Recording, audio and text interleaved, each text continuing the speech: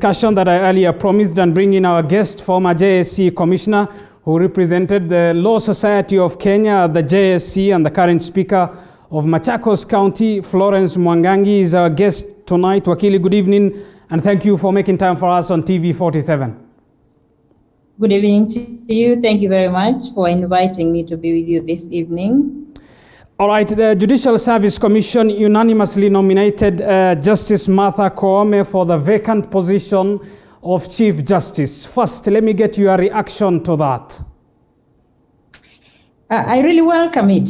It's a big win for affirmative action. Mm-hmm.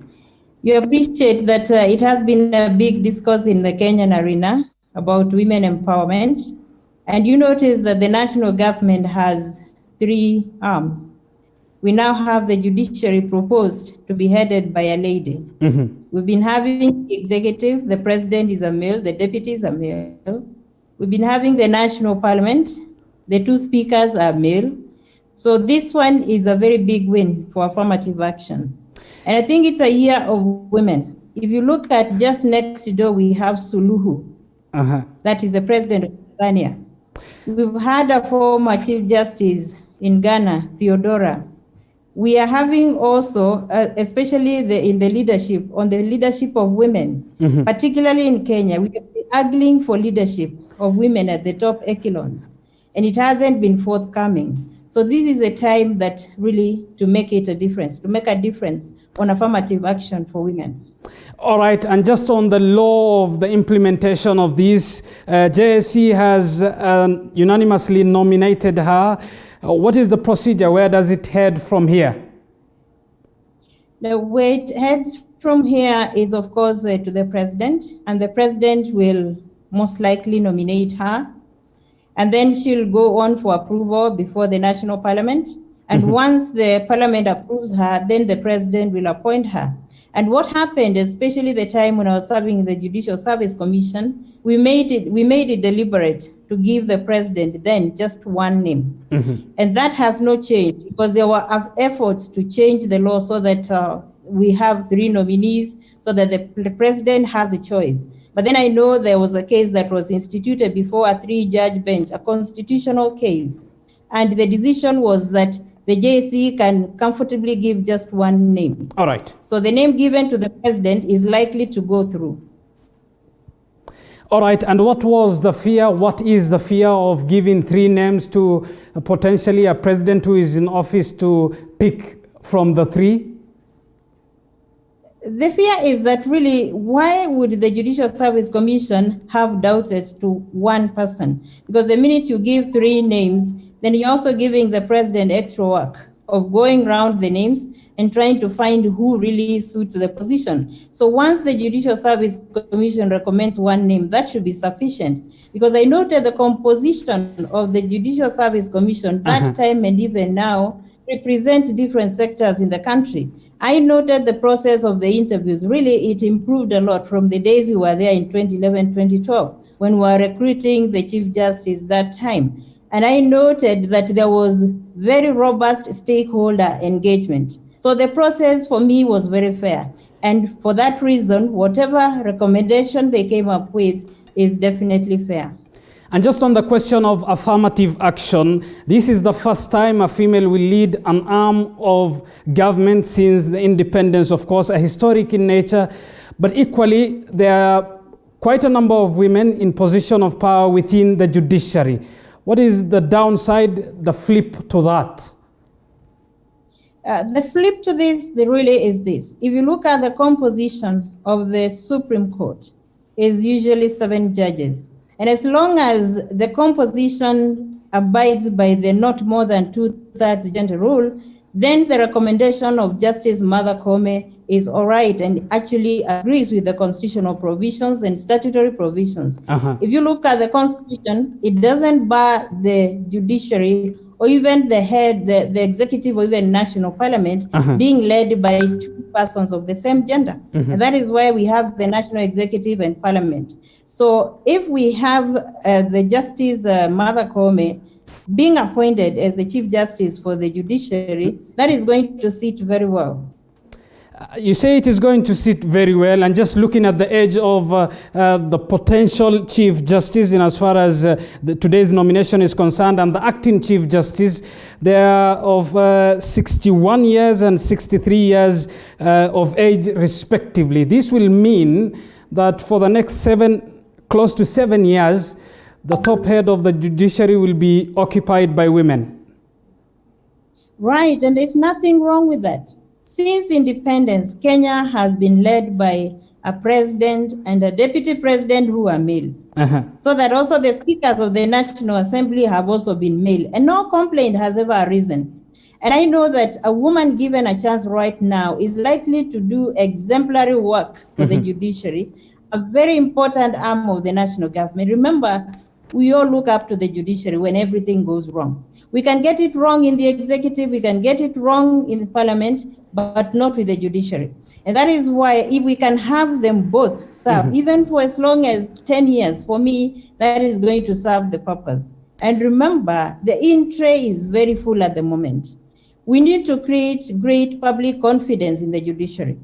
We need to address the issue of the general elections next year, and that brings in presidential elections, which must be managed very well. Knowing where we come from after general elections, especially on presidential elections, normally we tend to go into chaos. We don't want to go into that. If we have a strong judiciary that is going to listen to elections of, petitions of parliamentary elections, presidential elections, we are likely to have peace in this country.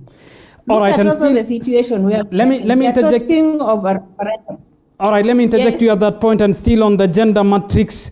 This appointment of Lady Justice Martha Koome to some is a way of fixing the acting Chief Justice. Is that a valid argument or a conspiracy theory in your view?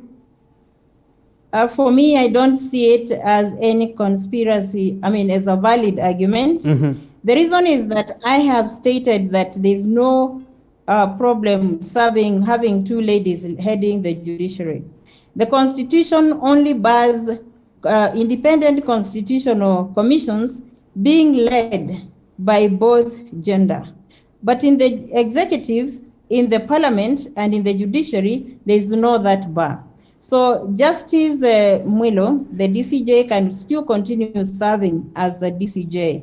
And Justice Martha Koome, if luck smiles on her and she's appointed, she can comfortably serve as the CJ.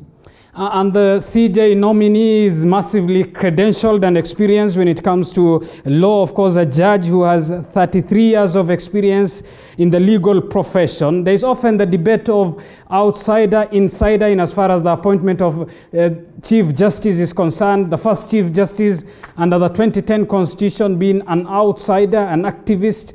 The second Chief Justice, of course, was an insider. The third potentially or possibly now, if Martha Koome's nomination will be upheld by the president, will be someone from the judiciary.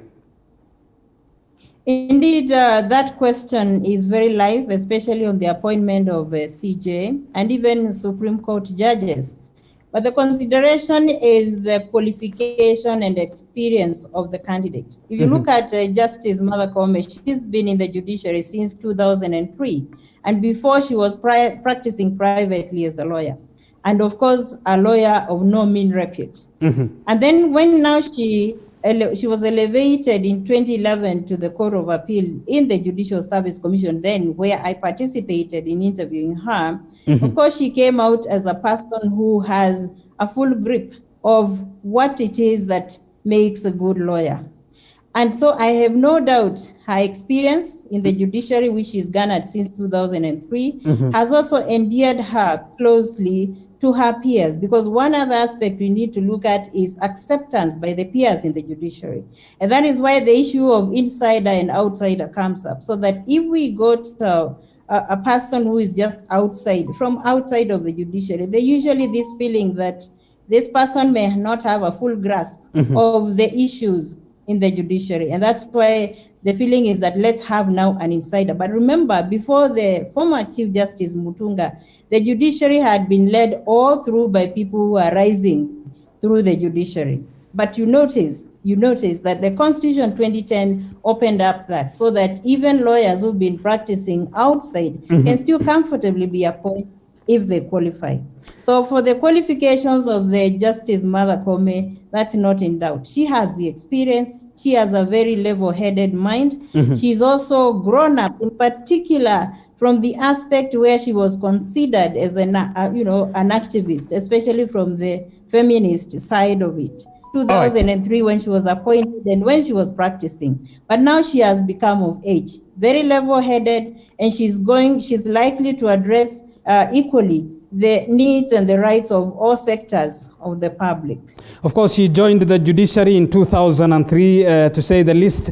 But let's look at what is ahead of Martha Koome if she will be confirmed as the Chief Justice. She will be taking over the judiciary at a time when we saw a public display of disquiet and dislike between the judiciary and the executive.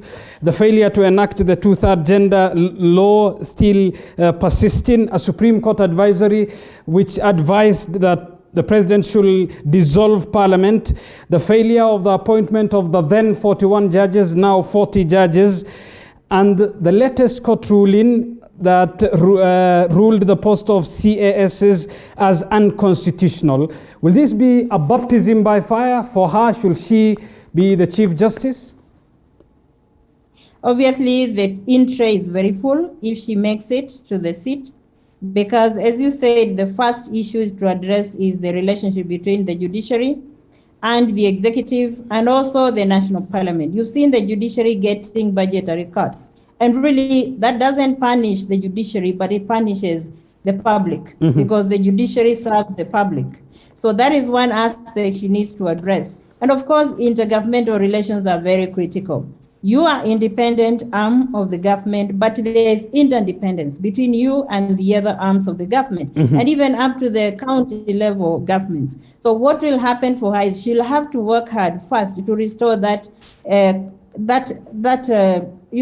good relationship between the three arms of the government, and then come to county governments as well. Remember, there are also the external factors, that is the development partners. And then, of course, the stakeholder engagement is very critical. Secondly, the issue now of the judges who are proposed for appointment is actually hurting administration of justice. The Court of Appeal is like grounded. Hardly anything happens in that court. I practice, privately as a lawyer. And the minute you get to the High Court, you really want to go to the Court of Appeal, but there are no judges. Even the High Court is starved of judges. So that is another issue she needs to address very, very urgently. And remember also the issue now, if it is about the CASs where the courts have made declarations, that's a case that will now head to the Court of Appeal. And so we need a Court of Appeal that is functional and that can make the declaration on that matter once and for all. So there is a lot that the honorable judge would have to do, a lot of work to execute if she makes it. And I do so hope that she makes it. And I have no doubt that she's able to handle all that because she has the experience and she has the energy. All right, and finally, there are questions of regional balance when it comes to this nomination. Of course, her also being someone from the larger Mount Kenya region, the head of the executive, the legislature, and now potentially the judiciary. Given then that the three heads of the three arms of government will potentially be from the same region, does that hold...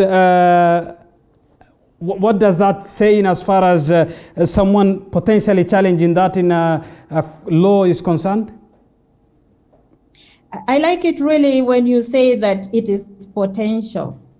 As we are talking now, the president has made it clear that he's not contesting for that chief office, not the chief office, the CEO of this nation. So he's on his way up. We do not know who's going to take that seat. And obviously, Kenyans would make that as a consideration in the event Justice Martha Koome makes it. And I know that, of course, the Constitution talks of consideration of regional balance when appointments are being made, especially to such high offices. But as of now, and the same thing even, with the national parliament. Also, we are having mostly, we don't know who is going to be the speaker of the National Assembly. We don't know who is going to be the speaker of the Senate. Remember, very soon, in a few months, we will be having the general elections. That's next year.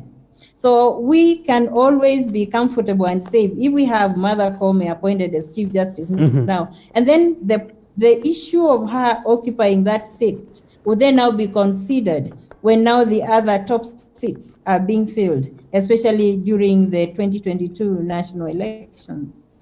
All right, Wakili Florence Mwangangi, former JSC Commissioner, representative of the Law Society of Kenya, then to the JSC Commission, who is also the current Speaker of Machakos County. Thank you for making time for us tonight on TV 47. Thank you very much and good night. All right, and the discussion continues online. Keep talking to us. Send us a message on 22047.